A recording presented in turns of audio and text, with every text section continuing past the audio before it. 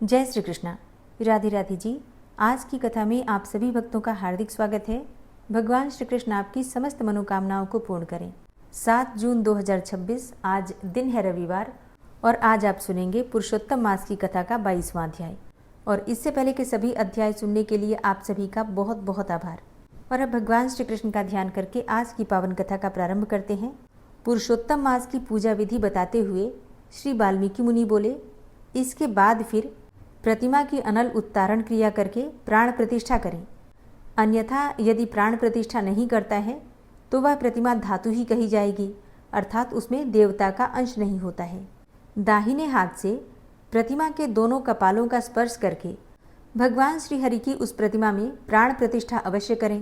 प्रतिमाओं में प्राणों की प्रतिष्ठा न करने से सुवर्ण आदि का भाग पूर्व के समान ही रहता है, उनमें देवता वास नहीं करते हैं। हे पार्थिव, दूसरे देवताओं की प्रतिमा में भी देवत्व की सिद्धि के लिए प्राण प्रतिष्ठा अवश्य करनी चाहिए। पुरुषोत्तम भगवान के बीज मंत्र से और तद विष्णु परमम पदम सदा, इस मंत्र से करना चाहिए। मंत्रवेत्ता उसी प्रकार प्रतिमा के हृदय पर अंगुष्ठ निरंतर रखकर हृदय में भी इन मंत्रों से प्राण प्रतिष्ठा को करें। इस प्रतिमा में प्राण प्रतिष्ठित हों, इस प्रतिमा में प्राण चलायमान हों, इस प्रतिमा की पूजा के लिए देवत्व प्राप्त हो, स्वाहा। इस प्रकार से यजुर मंत्र को कहता हुआ मूल मंत्रों से, अंग मंत्रों से, वैदिक मंत्रों से सर्वत्र प्रतिमाओं में प्राण प्रतिष्ठा को करें, अथवा अच्छी तरह से चतुर्थ्यंत नाम मंत्रों से स्वाहा पद अंत में हाथ जोड़कर तत्तद देवताओं का अनुस्मरण करता हुआ प्राण प्रतिष्ठा को करें। इस प्रकार प्राणों की प्रतिष्ठा करके श्री पुरुषोत्तम भगवान का ध्यान करें। श्री वत्स चिन्ह से चिन्हित वक्षस्थल वाले, शांत नील कमल के दल के समान छवि वाले, 3 जगहों से टेढ़ी आकृति होने से सुंदर राधा के सहित पुरुषोत्तम भगवान का ध्यान करें। देश काल को कहकर अर्थात संकल्प करके, नियम में स्थित होकर, मौन होकर, पवित्र होकर षोडशोपचार विधि से पुरुषोत्तम भगवान का पूजन करें। हे देव, हे देवेश, हे श्री कृष्ण, हे पुरुषोत्तम, राधा के साथ आप यहाँ मुझसे दिए हुए पूजन को ग्रहण कीजिए। श्री राधिका सहित पुरुषोत्तम भगवान को नमस्कार है, यह कहकर आवाहन करें। हे देव देवेश, हे पुरुषोत्तम, अनेक रत्नों से युक्त अर्थात जटित और कार्त स्वर अर्थात सुवर्ण से विभूषित इस आसन को ग्रहण करें। इस तरह कहकर आसन समर्पण करें। गंगा आदि समस्त तीर्थों से प्रार्थना पूर्वक लाया हुआ यह सुख स्पर्श वाला जल पाद्य के लिए ग्रहण करें। इस प्रकार कहकर पाद्य समर्पण करें।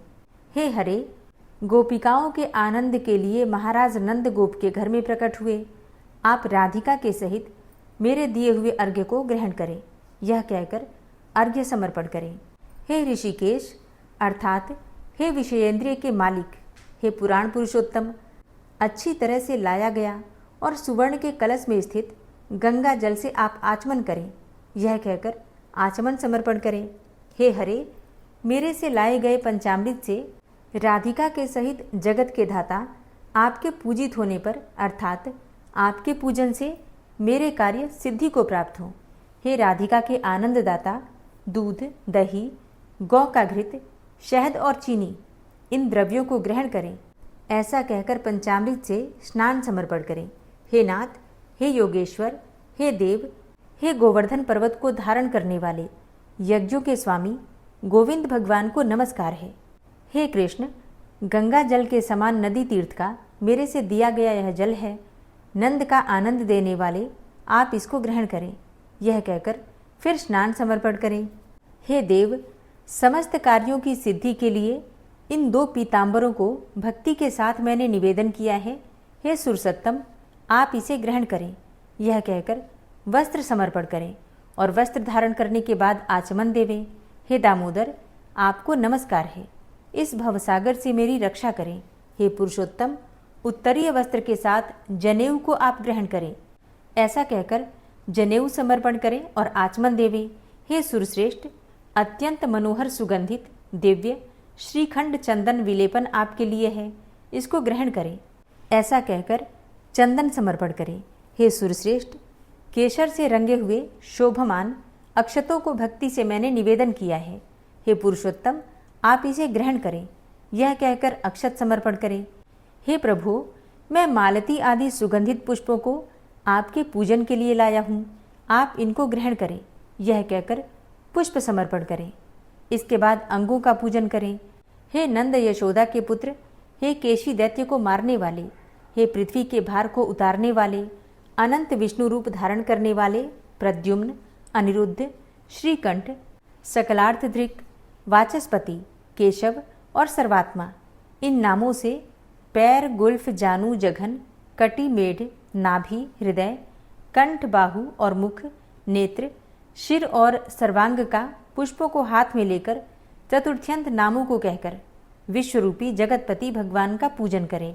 इस प्रकार प्रत्यंग का पूजन करने के बाद फिर चतुर्थ्यंत केशव आदि नामों से एक एक पुष्प हाथ में लेकर पुरुषोत्तम भगवान का पूजन करें। दिव्य वनस्पतियों के रस से बना हुआ गंध से युक्त उत्तम गंध समस्त देवताओं के सूंघने के योग्य यह धूप है, इसको आप ग्रहण करें। यह कहकर धूप समर्पण करें। हे भगवान, आप समस्त देवताओं के ज्योति हैं, तेजों में उत्तम तेज हैं, आत्म ज्योति के परम धाम, यह दीप आप ग्रहण करें। यह कहकर दीप समर्पण करें।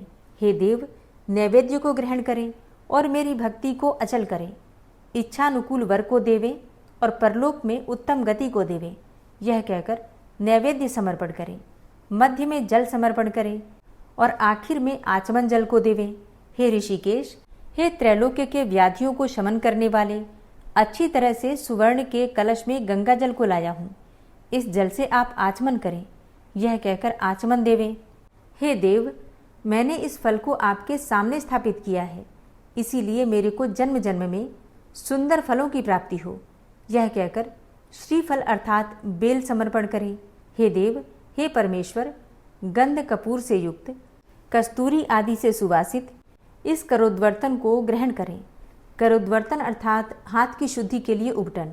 यह कहकर करोद्वर्तन समर्पण करें।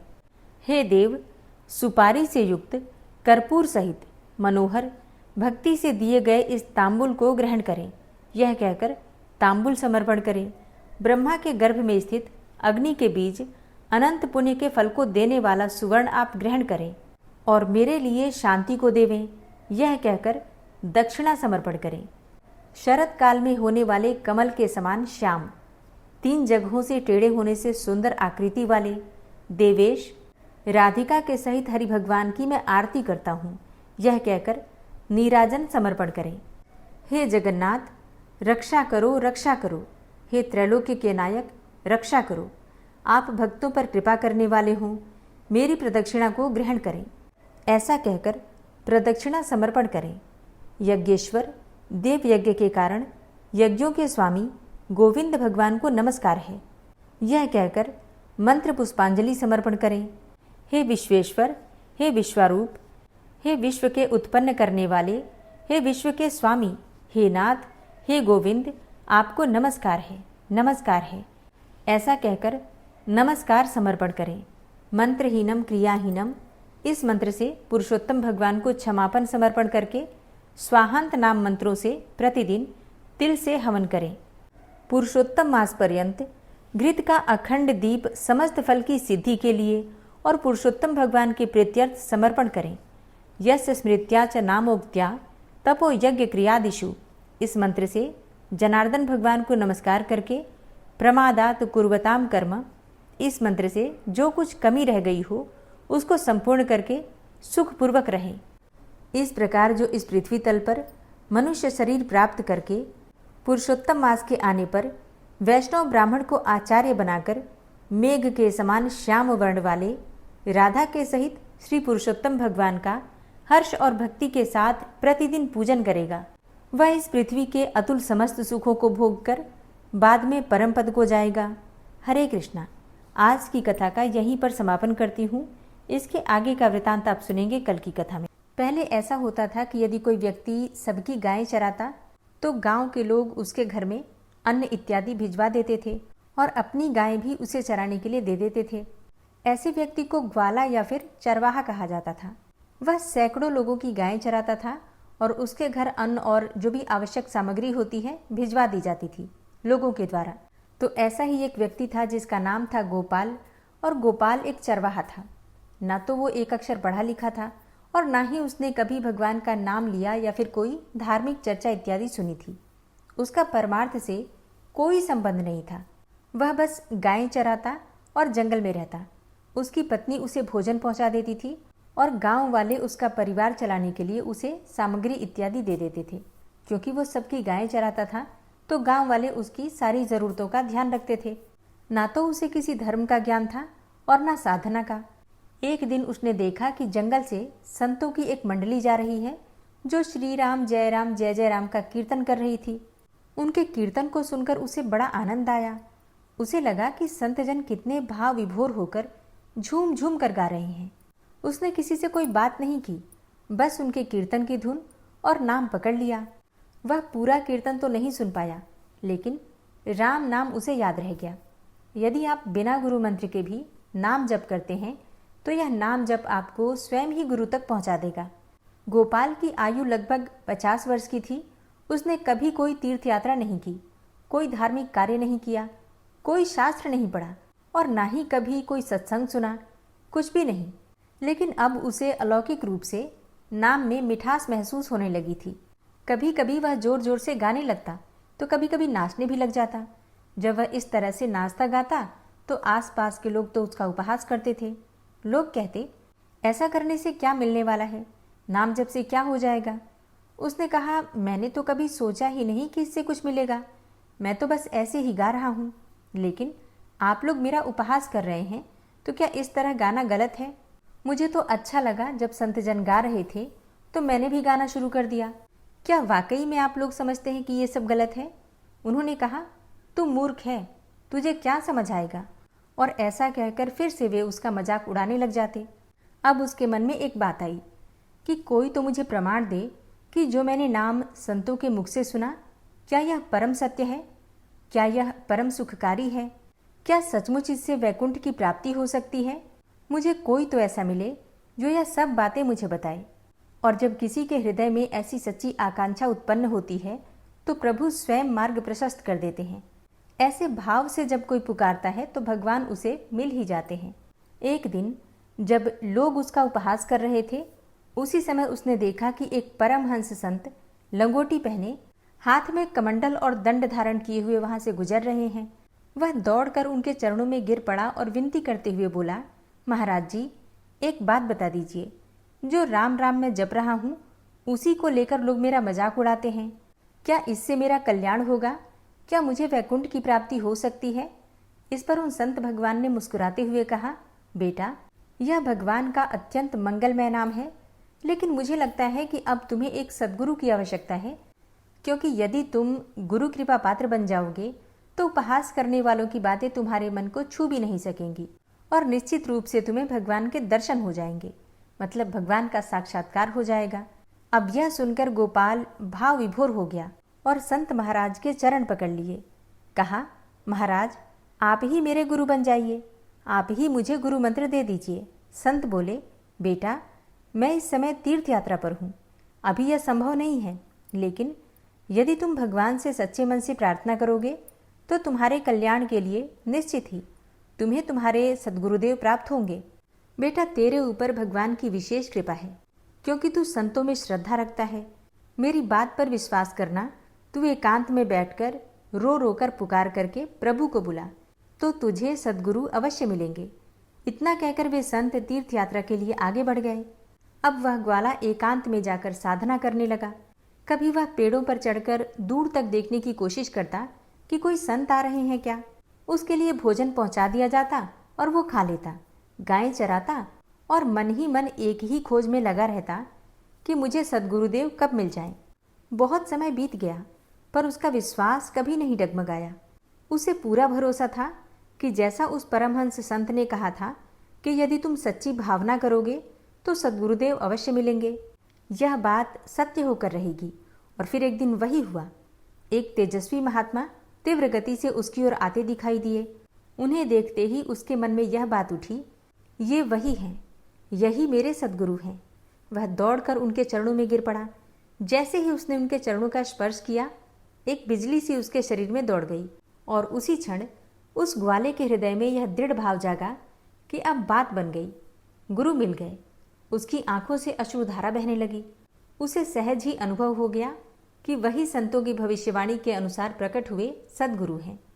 उसने उन संत से विनम्रता से कहा, प्रभु कृपा करके आप मुझे वह गुरु मंत्र दे दीजिए जो मुझे इस भवसागर से पार करा दे। संत ने उत्तर दिया, बेटा ऐसे ही कोई दीक्षा नहीं दी जाती, पहले जाकर स्नान करके आओ, फिर हम एकांत स्थान में बैठेंगे और फिर तुम्हें उपदेश देंगे।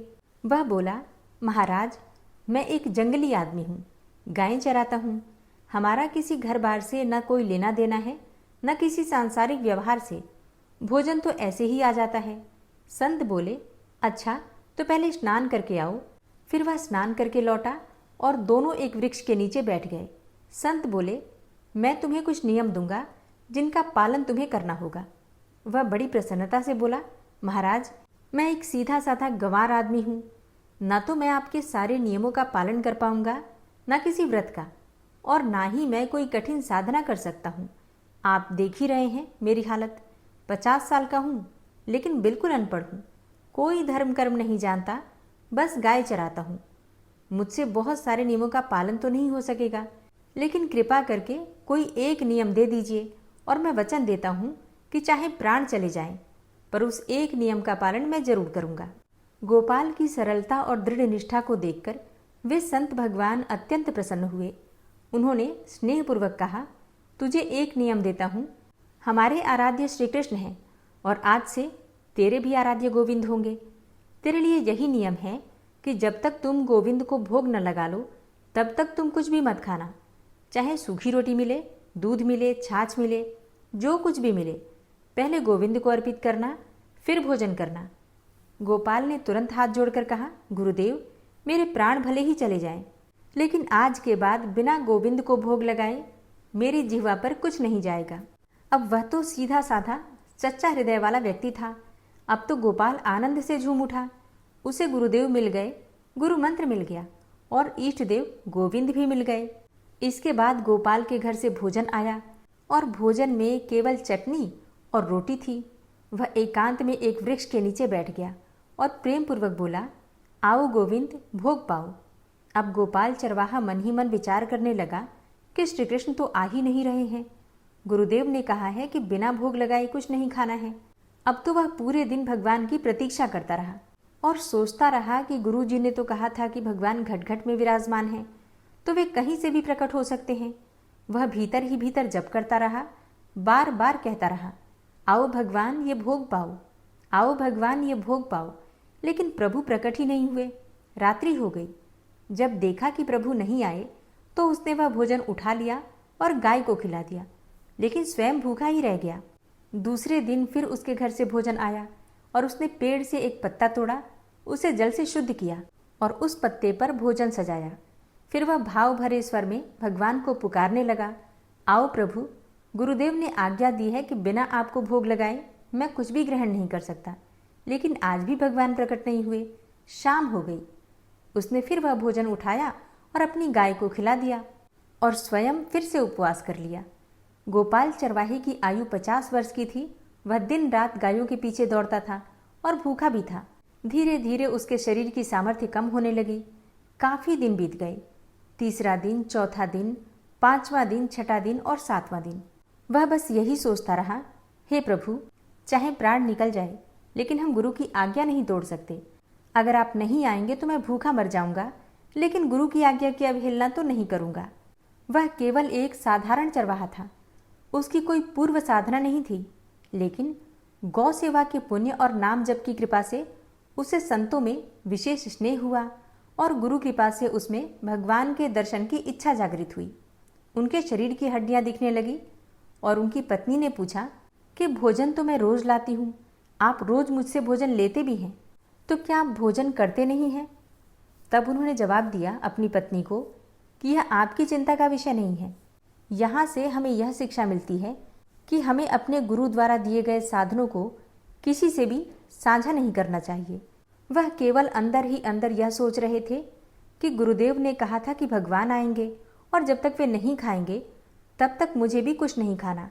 हालांकि उनके गुरु का उद्देश्य कुछ और था। गुरुदेव का कहना था कि आप भगवान को भोग लगाकर खाइए और भजन कीजिए, तो गुरु मंत्र के प्रभाव से आपके मानस पटल पर भगवान के दर्शन होंगे। लेकिन गोपाल तो सीधा साधा आदमी था, इसीलिए उसने ये समझा कि जब तक भगवान स्वयं नहीं खाएंगे तब तक मुझे भी कुछ नहीं खाना चाहिए। अब तो 18 दिन बीत गए।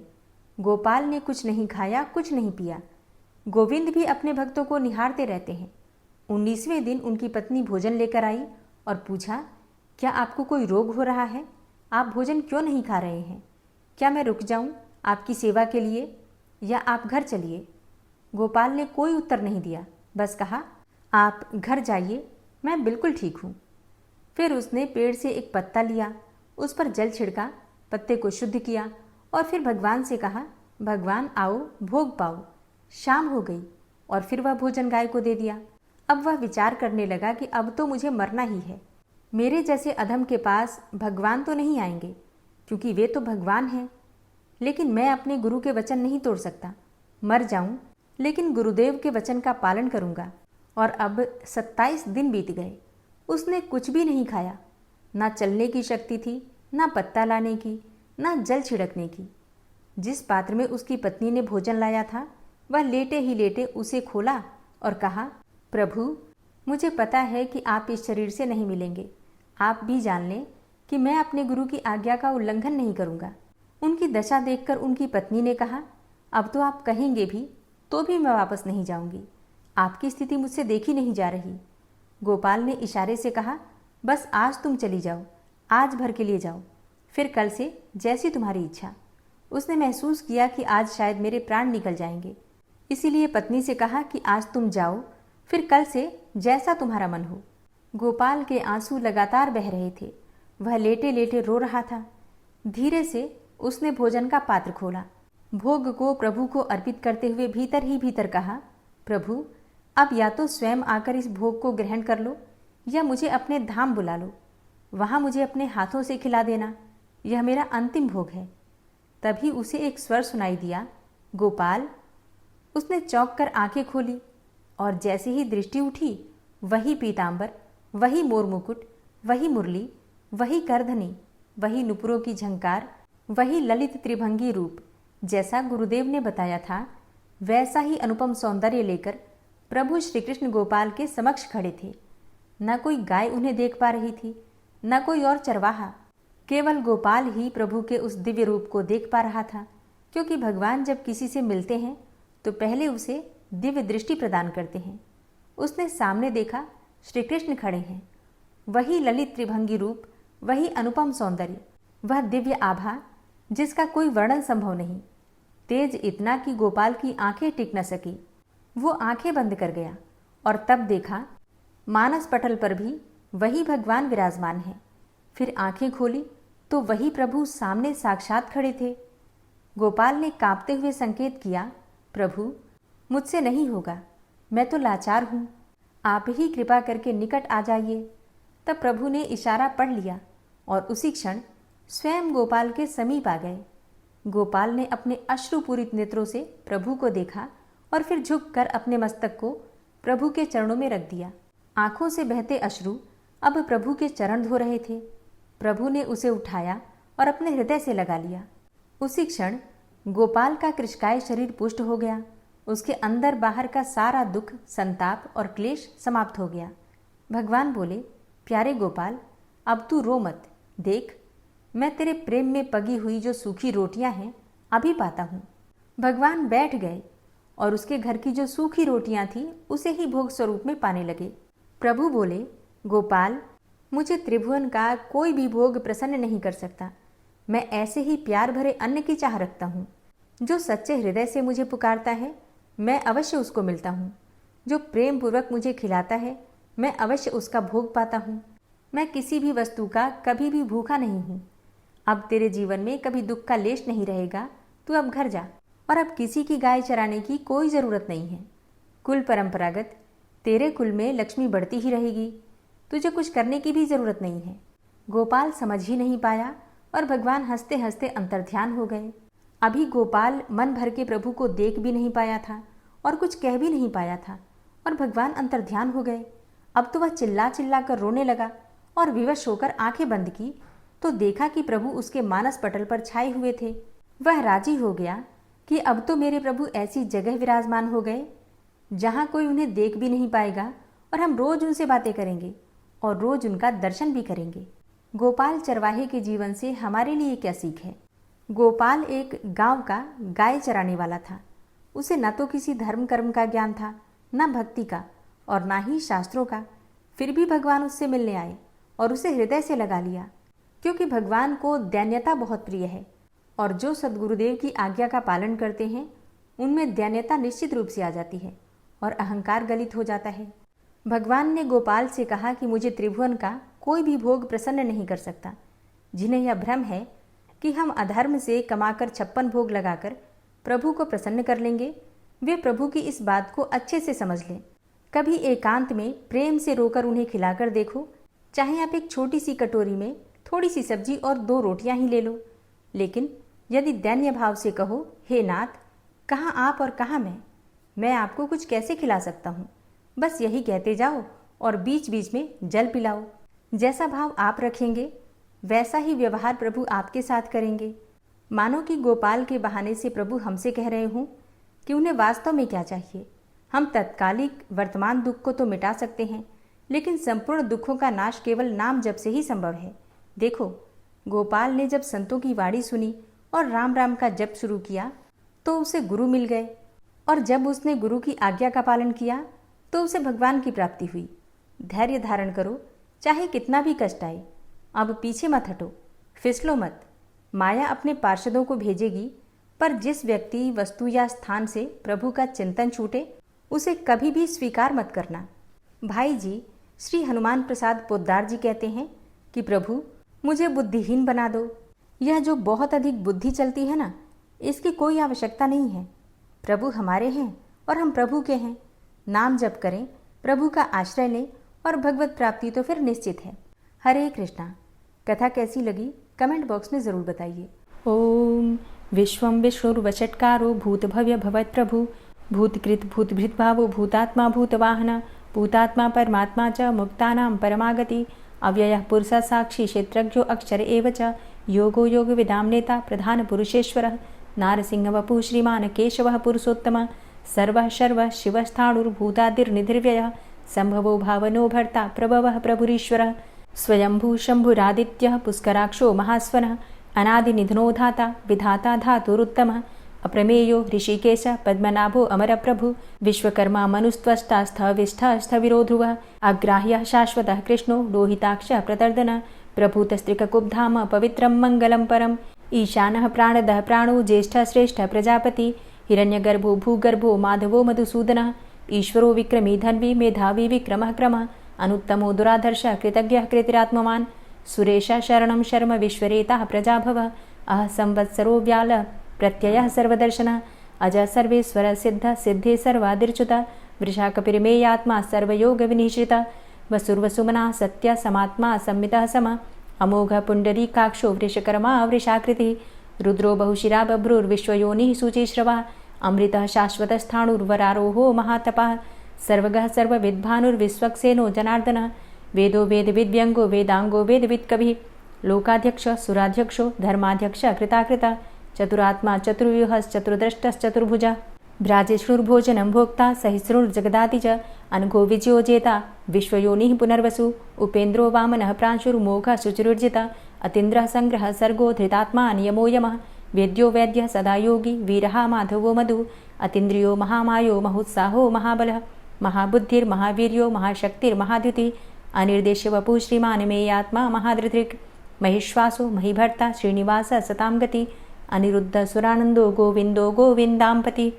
मरीचिर्दमनो हंस सुपर्णो भुजगोत्तम हिरण्यनाभ सुतपा पद्मनाभ प्रजापति अमृत्यु सर्वदिक्सिंह संधाता संधिमानस्थिर अजो दूर्मर्षणः शास्ता विश्रुतात्मा सुरारिः गुरुर्गुर्तमो धाम सत्य सत्यपराक्रम निमिषो अनिमिषो श्रग्वी वाचस्पतिरुदारधि अग्रणिर्ग्रामणी श्रीमान् न्यायो नेता समीरण सहस्रमूर्धा विश्वात्मा सहस्राक्ष सहस्रपात् आवर्तनो निवृत्तात्मा संवृतः संप्रमर्दन अह संवर्तको वह निर्निलो धरणीधरः सुप्रसादः प्रसन्नात्मा विश्वदृग् विशुभुग् विभु सत्कर्ता सत्कृतः साधु जहर्नुर्नारायणो नरः असंख्येयो अप्रमेयात्मा विशिष्टशिष्टकृच्छुवि सिद्धार्थ सिद्धसंकल्प सिद्धिदः सिद्धिसाधनः वृषाहि वृषभो विष्णुर्विष्पर्वा वृषोदरः वर्धनो वर्धमानश्च विविक्तः श्रुतिसागरः सुभुजो दूर्धरो वाग्मी महेन्द्रो वसुदो वसु नैकरूपो बृहद्रूप शिपिविष्टः प्रकाशनः ओजस्तेजो द्युतिधरः प्रकाशात्मा प्रतापनः रिद्धस्पष्टाक्षरो मन्त्रश्चन्द्रांशुर्भास्करदुतिः अमृतांशुद्भवो भानु शशिबिन्दुः सुरेश्वरः औषधं जगतः सेतु सत्यधर्मपराक्रमः भूतभव्य भवन्नाथ पवनः पावनो नलः कामः कामकृत्कान्तः कामः कामप्रदः प्रभु युगादिकृत युगावर्तो नैकमायो महाशनः अदृश्यो अव्यक्तरूपश्च सहस्रजितनन्तजित् इष्टो अविशिष्ट शिष्टेष्ट शिखण्डी नहुसो वृष क्रोधः क्रोधकृत्कर्ता विश्वबाहुर्महीधरः अच्युतः प्रतितः प्राणदो वासवानुजः अपां निधिर्धिष्ठानं प्रमत्तः प्रतिष्ठितः स्कन्दः स्कन्दधरो धूर्यो वरदो वायुवाहनः वासुदेवो बृहद्भानुरादिदेवः पुरन्दरः अशोकस्तारणस्तारः शूरः सौरिर्जनेश्वरः अनुकूलः शतावर्त पद्मी पद्मनिभेक्षणः पद्मनाभो अरविन्दाक्ष पद्मगर्भ शरीरभृत् महर्धिरिद्धो वृद्धात्मा महाक्षो गरुडाध्वजः अतुलः शरभो भीमो समयज्ञो हविर्हरि सर्वलक्षणलक्षण्यो लक्ष्मीवान् समितिञ्जयः वीक्षरो रोहितो मार्गो हेतुर्दामोदरः सह महीधरो महाभागो वेगवान् मिताशनः उद्भवः क्षोभणो देवः श्रीगर्भः परमेश्वरः करणं कारणं कर्ता विकर्ता गहनो गुहः व्यवसायो व्यवस्थान संस्थान स्थानदो ध्रुवः परर्थी परमस्पस्तुष्ट पुष्ट शुभेक्षणः रामो विरामो विरजो मार्गो नेयो नयोनयः वीरः शक्तिमतां श्रेष्ठो धर्मो धर्मविदुत्तमः वैकुण्ठः पुरुषः प्राणः प्राणदः प्रणवः पृथु हिरण्यगर्भः शत्रुघ्नो व्याप्तो वायुरुधोक्षजः ऋतुः सुदर्शनः कालः परमेष्ठी परिग्रहः उग्रः संवत्सरो दक्षो विश्रामो विश्वदक्षिणः विस्तारः स्थावरस्थाणु प्रमाणं बीजमव्ययम् अर्थो अनर्थो महाकोशो महाभोगो महाधनः अनिर्विण्णः स्थविष्टोऽभू धर्मयुपो महामखः नक्षत्रनेमिर्नक्षत्री क्षमा चामः समीहनः यज्ञ इज्यो महेज्यश्च क्रतुसत्रं सतां गतिः सर्वदर्शी विमुक्तात्मा सर्वज्ञो ज्ञानमुत्तमं सुव्रतः सुमुखः सुष्मा सुघोषः सुखदः सुहृतः मनोहरो जित्क्रोधो वीरबाहुर्विदारणः स्वापनः स्ववसो व्यापी नैकात्मा नैककर्मकृत् वत्सरो वत्सलो वत्सी रत्नगर्भो धनेश्वरः धर्मगुप्त धर्मकृद्धर्मी सदसक्षरमक्षरम् अविज्ञाता सहस्रांशुर्विधाता कृतलक्षणः गभस्तिनेमिः सत्त्वस्थः सिंहो भूतमहेश्वरः आदिदेवो महादेवो देवेशो देवभृद्गुरुः उत्तरो गोपतिर्गोप्ता ज्ञानगम्यः पुरातनः शरीरभूतभृद्भोक्ता कपीन्द्रो भूरि दक्षिणः सोमभो अमृतपः सोमः पुरुजित पुरुषोत्तमः विनयोजयः सत्यसन्धो दाशाः सात्वतां पतिः जीवो विनयिता साक्षी मुकुन्दो अमितविक्रमः अम्भो निद्रणन्तात्मा महोदधीशयोऽन्तकः अजो महारः स्वाभाव्यो जितामित्रः प्रमोदनः आनन्दो नन्दनो नन्दः सत्यधर्मा त्रिविक्रमः महर्षि कपिलाचार्यः कृतज्ञो मेदिनीपतिः त्रिपदस्त्रिदशाध्यक्षो महाशृङ्गः कृतान्तकृत् महावराहो गोविन्दः सुखेणः कनकाङ्गदी गुह्यो गभीरो गहनो गुप्तश्चक्रगदाधरः वेधा स्वाङ्गो अजितः कृष्णो दृढः सङ्कर्षणोच्युतः वरुणो वारुणो वृक्षः पुष्कराक्षो महामनाः भगवान् भगानन्दी वनमाली हलायुधः आदित्यो ज्योतिरादित्यः सहिष्णुर्गतिसत्तमः सुधन्वाखण्डपरशुर्दारुणो द्रविडप्रदः दिविस्त्रिक्सरदृग्व्यासो वाचस्पतिर्योनिजः त्रिसामासामगः साम निर्वाणं भेषजम्भिषक् सन्न्यासकृच्छमः शान्तो निष्ठा शान्तिः परायणं शुभाङ्गः शान्तिदस्रष्टा कुमुदः कुवलेशयः गोहितो गोपतिर्गोप्ता वृषभाक्षो वृषाप्रियः अनिवर्ति निवृतात्मा संक्षेप्ता चेमकृच्छिवः श्रीवत्सवक्षा श्रीवास श्रीपति श्रीमतांबरः श्रीधर श्रीश श्रीनिवास श्रीनिधि श्रीविभावन श्रीधर श्रीकर श्रेय श्रीमान् लोकत्रयाश्रयः स्वक्ष स्वङ्ग शतानन्दो नन्दिर्ज्योतिर्गणेश्वरः विजितात्मा विधेयात्मा सत्कीर्तिश्छिन्न संशयः उदीर्णः सर्वतक्षसुर्निश शाश्वतः स्थिरः भूषयो भूषणो भूतिर्विशोकः शोकनाशनः अर्चिष्मानर्चितः कुम्भो विशुद्धात्मा विशोधनः अनिरुद्धो अप्रतिरथ प्रद्युम्नो अमितविक्रमः कालिनेमि निहावीरः शौरी शूरजनेश्वरः त्रिलोकात्मा त्रिलोकेशः केशवः केशिहारी कामदेवः कामपालः कामीकान्तः कृतागमः अनिर्देशवपुर्विष्णोर्वीरो अनन्तो धनञ्जयः ब्रह्मण्यो ब्रह्मकृद्ब्रह्मा ब्रह्म ब्रह्म विवर्धनः ब्रह्मविद् ब्राह्मणे ब्रह्मी ब्रह्मज्ञो ब्राह्मणप्रियः महाक्रमो महाकर्मा महातेजा महोरगः महाक्रतुर्महायज्वा महायज्ञो महाहवि स्तव्यः स्तव प्रियः स्तोत्रं स्तुतिस्तोतारणप्रियः पूर्णः पुरैता पुण्यः पुण्यकीर्तिर्नामयः मनोजवस्तीर्थकरो वसुरेता वसुप्रदः वसुप्रदो वासुदेव वसुर्वसुमनाहवि सद्गतिः सत्कीर्तिः सत्ता सद्भूतिः सत्परायणः शूरसेनो यदुश्रेष्ठः सन्निवासः सुयामुनः भूतावासो वासुदेवः सर्वासु निलयोऽनलः दर्पः दर्पदो दृप्तो दूढरोऽथा पराजितः विश्वमूर्तिर्महामूर्तिर्दीप्तमूर्तिर्मूर्तिमान् अनेकमूर्तिरव्यक्तः शतमूर्तिः शताननः एको नैकः सवः क किं यत्तत्पदमनुत्तमं लोकबन्धुर्लोकनाथो माधवो भक्तवत्सलः सुवर्णवर्णो हेमाङ्गो वराङ्गश्चन्दनाङ्गदी वीरः विषमः शून्यो घृताशीरचलश्चलः अमानीमानदो मान्यो लोकस्वामी त्रिलोकधृक् सुमेधा मेधजो धन्यः सत्यमेधाधराधरः तेजोवृषः द्वितिधरः सर्वशस्त्रभृताम्बरः प्रग्रहो निग्रहो व्यग्रो नैकशृङ्गो गदाग्रजः चतुर्मूर्तिश्चतुर्बाहुश्चतुर्व्यूहश्चतुर्गति चतुरात्मा चतुर्भावश्चतुर्वेदविदेकपात् समावर्तो अन्वृतात्मा दुर्जयो दुरतिक्रम दुर्लभो दुर्गमो दुर्गो दुरावासो दुरारिः शुभांगो लोकसारङ्गः सुतन्तुस्तन्तुवर्धन इन्द्रकर्मा महाकर्मा कृतकर्मा कृतागमः उद्भवः सुन्दरः सुन्दो रत्ननाभः सुलोचनः अर्को वाजसनः शृङ्गी जयन्तः सर्वविजयी सुवर्णबिन्दुरक्षोभ्य सर्वभागीश्वरेश्वरः महाह्रदो महागर्तो महाभूतो महानिधि कुमुदः कुन्दरः कुन्दः पर्जन्यः पावनो नीलः अमृताशो अमृतवपुः सर्वज्ञः सर्वतोमुखः सुलभः सुव्रतः सिद्धः शत्रुजित् शत्रुतापनः न्यग्रोधोदुम्बरो अस्वस्थश्चाणुरान्ध्रनिषूदनः सहस्रार्चिः सप्तजिह्वः सप्तैधा सप्तवाहनः अमूर्तिरणघो अचिन्त्यो भयकृद्भयनाशनः अणुर्बृहत्कृशः स्थूलो गुणभृन्निर्गुणो महान् अधृतः स्वधृतः स्वास्य प्राग्वंशो वंशवर्धनः भारभृतिकथितो योगी योगी स सर्वकामदः आश्रमश्रमण क्षाम सुपर्णो वायुवाहन धनुर्धरो धनुर्वेदो दण्डोदमयितादमः अपराजितः सर्वसहो नियन्ता नियमो यमः सत्त्ववान् सात्विकः सत्यः सत्यधर्मपरायणः अभिप्रायः प्रियार्होरः प्रियकृत्प्रीतिवर्धनः विहाय सगतिर्ज्योति सुरुचिर्हुद्भुग्विभु रविर्विलोचनः सूर्य सविता रविलोचनः अनन्तो हुद्भुग्भोक्ता सुखदो नैकजोग्रजः अनिर्विण्णः सदामर्षि लोकाधिष्ठानमद्भुतः सनात सनातन्तमः कपिलः कपिरप्ययः स्वस्तिदः स्वस्तिकृत् स्वस्ति स्वस्तिभुक् स्वस्ति दक्षिणः रौद्रः कुण्डली चक्रे विक्रमयुर्जितशासनः शब्दातिगः शब्दशः शिशिरः शर्वरीकरः अक्रूरः पेशलो दक्षो दक्षिणः क्षमिणाम्बरः विद्वतमो वितभय पुण्यश्रवणकीर्तनः उत्तारणो दुष्कृतिः पुण्यो दुःस्वप्ननाशनः वीरः रक्षणः सन्तो जीवनः पर्यवस्थितः अनन्तरूपो अनन्तसृर्जितमन्युर्भयापः चतुरश्रो गभीरात्मा विदिशो व्यादिशो दिश अनादिर्भूर्भुवो लक्ष्मीः सुवीरो रुचिराङ्गदः जननो जन्मादिर्भीमो भीमपराक्रमः आधारनीलयो धाता पुष्पहासः प्रजागर ऊर्ध्वगः सत्पथाचारः प्राणदः प्रणवपण प्रमाणं प्राणनीलयः प्राणभृत् प्राणजीवनः तत्त्वं तत्त्वविदेकात्मा जन्ममृत्यु जरातिगः पूर्वस्वस्तरुस्तारः सविता प्रपितामहः यज्ञो यज्ञपतिर्यज्वा यज्ञाङ्गो यज्ञवाहनः यज्ञभृद्यज्ञकृद्यज्ञ यज्ञभुग्यज्ञसाधन यज्ञान्तिकृद्यज्ञ गुह्यमन्यमन्नादेव च आत्मयोनिः स्वयं जातो वैखानः सामगायनः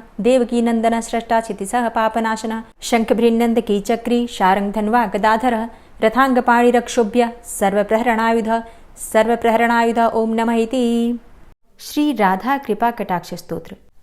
मुनीन्द्रवृन्दवन्दिते त्रिलोकशोकहारिणि प्रसन्नवक्त्रपङ्कजे निकुञ्जभूविलासिनी व्रजेन्द्रभानुनन्दिनी व्रजेन्द्रसूनुसङ्गते कदा करिष्यसि मां कृपाकटाक्षभाजनम् अशोकवृक्षवल्लरी वितानमण्डपस्थिते प्रवालबालपल्लव प्रभारुणान्ध्रिकोमले वराभयस्फुरत्करे प्रभूतसम्पदालये कदा करिष्यसि मां कृपाकटाक्षभाजनम् अनङ्गरङ्गमङ्गलं प्रसङ्गभङ्गुरं भ्रुवां सविभ्रमं ससम्भ्रमं दृगन्तबाणपातने निरन्तरं वशीकृत प्रतीतनन्दनन्दने कदा करिष्यसि मां कृपाकटाक्षभाजनम्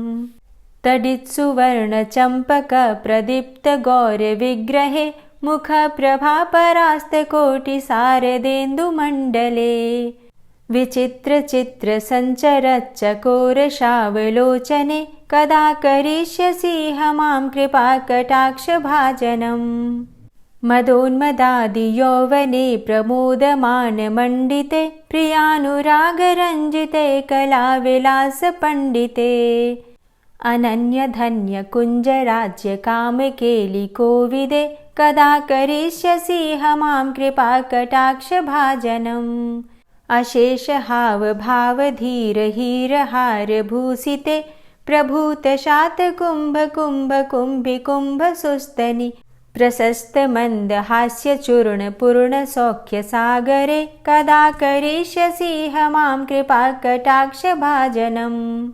मृणाल वाल वल्लरी तरंग रंग दौर्लते लताग्रलास्य लोल नील लोचनावलोकने ललल्लुलन्मिलन्मनोज्ञ मुग्ध मोहिनाश्रिते कदा करिष्यसि मां कृपा कटाक्ष भाजनम्। सुवर्णमल्लिकाञ्चित त्रिरेख कम्बुकण्ठगे त्रिसूत्रमङ्गली गुण त्रिरत्नदीप्ति दीधिते सलोल नीलकुन्तल प्रसून गुच्छ गुम्फिते कदा करिष्यसि मां कृपा कटाक्ष भाजनम्। नितम्ब बिम्बलम्बमान पुष्पमेखलागुणे प्रशस्त रत्नकिङ्किणी कलाप मध्यमञ्जुले करीन्द्रशुण्डदण्डिकावरोह शोभ गोरुके कदा करिष्यसि मां कृपा कटाक्ष भाजनम्। अनेकमन्त्रनाद मञ्जुनूपुरारवस्खलत् समाजराजहंसवंश निक्वडाति गौरवे विलोल हेमवल्लरी विडम्बि चारुचङ्क्रमे कदा करिष्यसि मां कृपा कटाक्ष भाजनम्।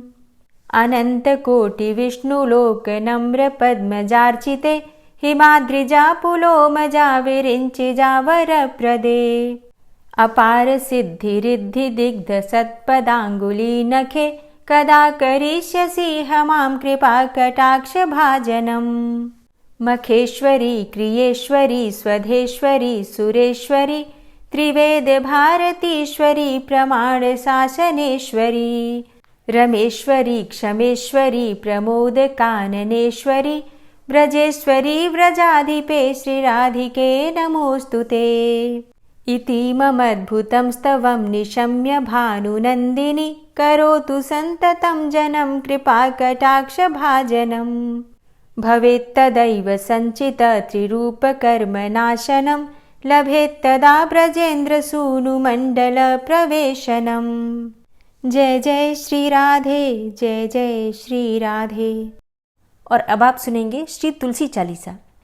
श्री तुलसी महारानी करूँ विनय सिरनाय, जो मम हो संकट विकट दीजे मात नशाय।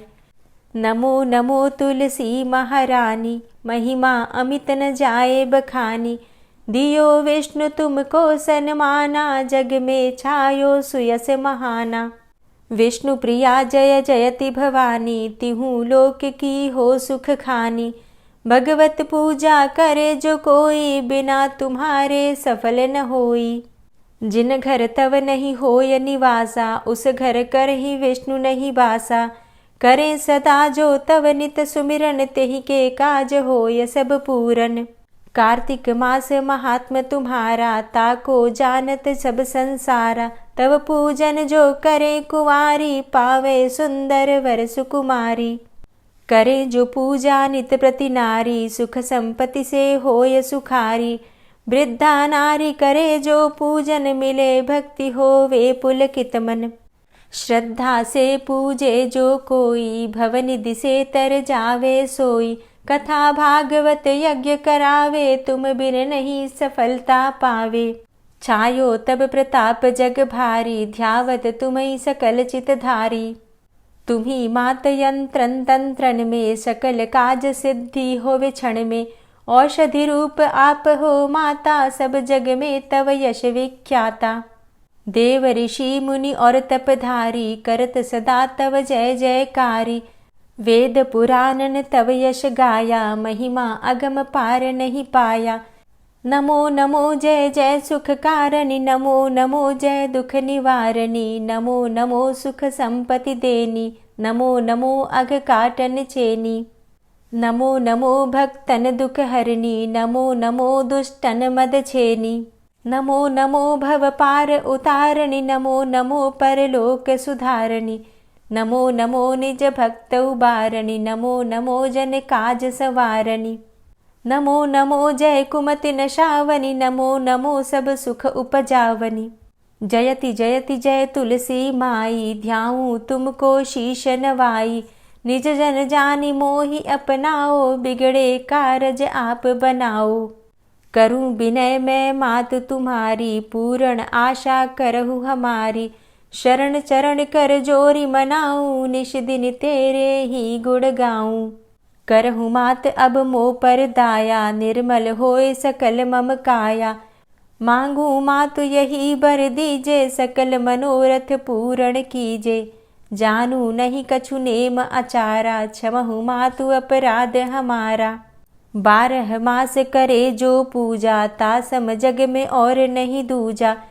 प्रथम ही गंगा जल मंगवावे, फिर सुंदर स्नान करावे। चंदन अक्षत पुष्प चढ़ावे, धूप दीप नैवेद्य लगावे।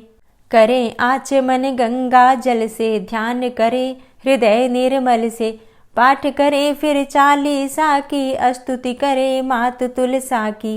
यह विधि पूजा करे हमेशा, ताके तन नहीं रहे कलेशा।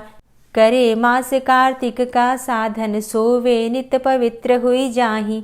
है यह कथा महासुखदाई, पढ़े सुने सो भव तर जाई। यह श्री तुलसी 40 पाठ करे जो कोय, गोविंद सो फल पावही, जो मन इच्छा होय। तुलसी 40 संपूर्ण। और अब आप सुनेंगे तुलसी महारानी की आरती। तुलसी महारानी नमो नमो, हरि की पटरानी नमो नमो। तुलसी महारानी नमो नमो, हरि की पटरानी नमो नमो। धन्य तुलसी पूर्ण तप कीनो, धन्य तुलसी पूर्ण तप कीनो। शालिग्राम की बनी पटरानी नमो नमो। तुलसी महारानी नमो नमो, हरि की पटरानी नमो नमो। जाके पत्र मंजरी कोमल, जाके पत्र मंजरी कोमल। श्रीपति कमल चरण लपटानी नमो नमो, हरि की पटरानी नमो नमो। तुलसी महारानी नमो नमो। धूप दीप नैवेद्य आरती, धूप दीप नैवेद्य आरती। पुष्पन की वर्षा बरसानी नमो नमो, हरि की पटरानी नमो नमो। तुलसा महारानी नमो नमो। 56 भोग 36 व्यंजन, 56 भोग 36 व्यंजन। बिन तुलसा हरि एक न मानी नमो नमो। तुलसी महारानी नमो नमो, हरि की पटरानी नमो नमो। सभी सखी मैया तेरो यश गावे, सभी सखी मैया तेरो यश गावे। भक्ति दान दीजे महारानी नमो नमो। तुलसा महारानी नमो नमो, हरि की पटरानी नमो नमो। नमो नमो तुलसा महारानी, नमो नमो तुलसी महारानी। तुलसी महारानी नमो नमो, हरि की पटरानी नमो नमो। तुलसी महारानी नमो नमो, हरि की पटरानी नमो नमो। प्रेम से बोलिए तुलसी मैया की जय। परमा एकादशी, निर्जला एकादशी और सोमवती अमावस्या की जानकारी चाहिए तो चैनल पर वीडियो अपलोड हो चुकी है, आप देख सकते हैं। आज की कथा पसंद आई हो तो वीडियो को लाइक कीजिए, शेयर कीजिए और चैनल पर पहली बार आए हैं तो सब्सक्राइब करके बेल आइकन को ज़रूर प्रेस कर लीजिए अगर आपको आज की वीडियो अच्छी लगी है तो। मिलती मैं आपसे अगली वीडियो में, तब तक के लिए जय श्री राधे।